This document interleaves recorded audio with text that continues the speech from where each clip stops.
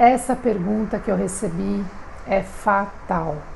Ela diz assim: eu não sei fazer perguntas nas entrevistas, eu fico batendo papo. Nossa Senhora, pelo amor de Deus, como que a gente pode ir para uma entrevista para bater papo? E aí eu digo para vocês que isso é muito comum. É muito comum as pessoas não se prepararem para as entrevistas, né? Os pequenos e médios empreendedores não se preparam para uma entrevista. Os líderes muitas vezes não se preparam para uma entrevista. E aí, na hora de escolher, escolhe por simpatia. Não escolhe por competência, por habilidades, por possibilidades, por performance, por resultados. Escolhe porque acha que aquela pessoa pode ter a ver com o cargo. E muitas vezes pode dar certo, sim. A pessoa pode ter a competência necessária, mas não porque foi mapeado na entrevista, foi por pura sorte. Agora, se você se prepara, a sua chance de erro vai ser muito menor. Então, como que a gente se prepara para uma entrevista? Primeiro, se eu tenho uma vaga aberta, eu tenho que saber quais são as competências, quais são as habilidades que a pessoa precisa ter para poder atender aquela demanda daquela vaga. E aí eu vou criar perguntas que vão falar dessas habilidades e competências. Então eu vou criar perguntas padrão para todas as entrevistas que eu fizer para esta vaga, que vão falar dessas habilidades que eu preciso mapear.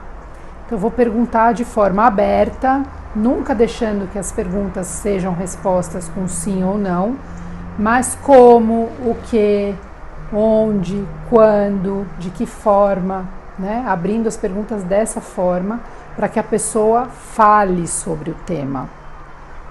Outra coisa é medir também o nível de relação que as pessoas têm dentro dos seus ambientes profissionais.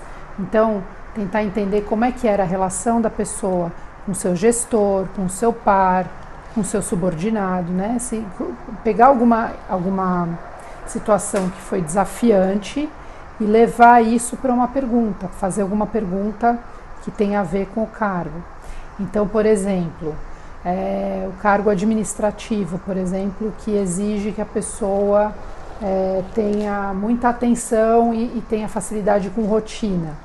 Então, vamos perguntar para a pessoa como é que era a rotina dela, como é que ela lidava com aquela rotina, me conta um pouquinho o seu dia a dia do trabalho, né? E assim vai. Então, fundamentalmente, eu vou pegar as perguntas, eu vou fazer perguntas para as pessoas que tenham a ver com as competências e habilidades que eu preciso para aquele cargo. Obviamente que uma entrevista tem que também ser uma coisa descontraída e solta para a pessoa ficar à vontade. Mas é bem diferente de eu ir completamente sem preparo, sem nenhuma pergunta e sem saber o que eu estou mapeando, né? E outra coisa, eu vou anotando à medida que eu vou fazendo as perguntas, eu vou anotando os pontos importantes para na hora de escolher entre os candidatos eu poder selecionar aquele que tem mais a ver com as competências que eu estou precisando para aquela vaga. Então, é fundamental que as perguntas sejam feitas idênticas para todos os candidatos, para não ter margem de erro.